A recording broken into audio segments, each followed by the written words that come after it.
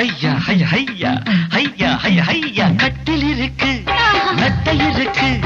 கட்டளைய கேட்ட பின்பு சொர்க்கம் இருக்கு இருக்கு கட்டில் இருக்கு கட்டுகிற மேளங்களை தட்டி முழக்கு கட்டில் இருக்கு மெத்தை இருக்கு கட்டளைய கேட்ட பின்பு சொர்க்கம் இருக்கு